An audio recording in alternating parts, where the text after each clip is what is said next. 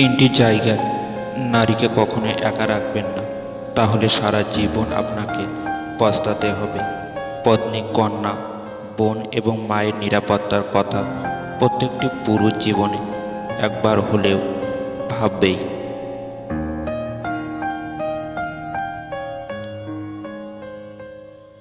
পুরুষের এই চিন্তাকে নিশ্চয়ই আশ্চর্য চাণক্য নীতিতে এমন তিনটি বিশেষ জায়গা কথা বলা হয়েছে, যে তিনটি জায়গা আপনি যদি কোনো নারীকে একা ছেড়ে আসেন তাহলে সারা জীবন আপনাকে পস্তাতে হবে।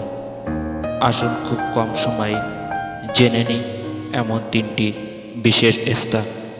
আর আপনি যদি আমাদের এই চ্যানেলে নতুন দর্শক হয়ে থাকেন তাহলে ভিডিওটি একটি লাইক করবেন আর সাবস্ক্রাইব করে আমাদের সাথে থাকবেন।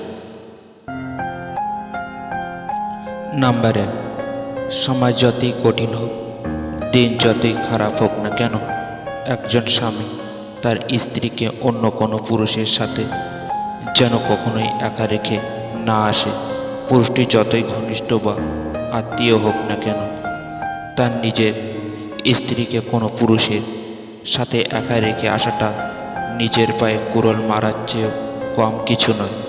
কারণ যখন একটি নারী কোনো পুরুষে একা থাকে তখন তাদের মনে না চাইলেও কামবাসনা জাগ্রত হয়।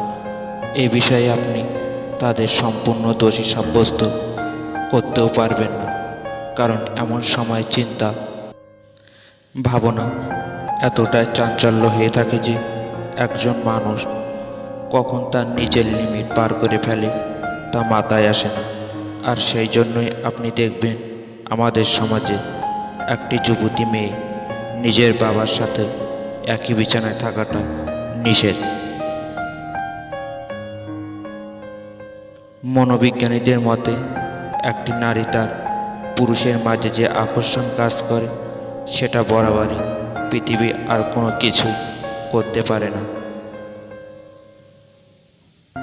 নাম্বার 2, স্ত্রী যদি নির্দোষ হয় কিন্তু প্রতিবেশী বা আপনার শত্রু তাকে দোষারোপ করতে থাকে, তাহলে স্বামীর উচিত হলো স্ত্রীকে তার পূর্ণ সমর্থন দেওয়া, তাকে অন্যায়ের সাথে ঝগড়ার জন্য একা না রাখা।